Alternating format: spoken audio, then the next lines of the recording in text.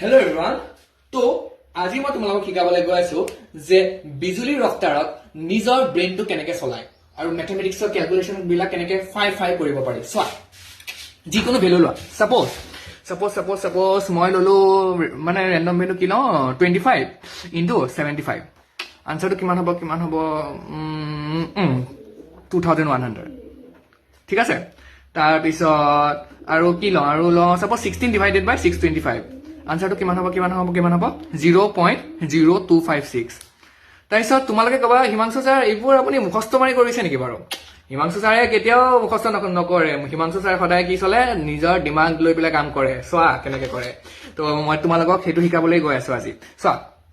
এটা সোৱা 28 তো 28 ৰাখি দিলো আৰু 75 টু 0.75 ইনটু 100 লিখিলে কাৰোবাৰ কিবা প্ৰবলেম আছে নেকি বাৰু নাই চাগে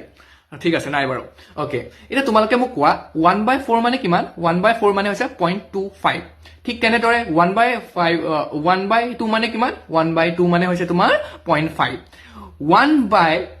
3/4 মানে কিমান হৈছে 3/4 মানে হৈছে 0.75 তো 0.75 জেগাত লিখিব পাৰো কি আমি 3/4 ইনটু 100 তো 48 টো কাটিলে 7 3 are 21 আৰু 21 লগত 100 মিলিলে 2100 সোৱা কিমান ফটককে আমি আনসাৰ কৰিব পাৰি এতিয়া সোৱা 16 ডিভাইডেড বাই 625 আছে ঠিক আছে 16 to 16 ৰাখিলো 625 মানে নো কি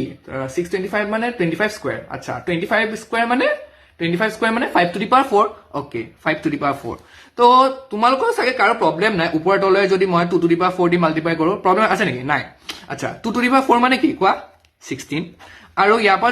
মই যদি 4 পাৱাৰটো কমন লওঁ তেনে কি বনিব 5 into 2 whole to the power 4 তো 16 into 16 সবে জানে 256 divided by 10 to the power 4 direct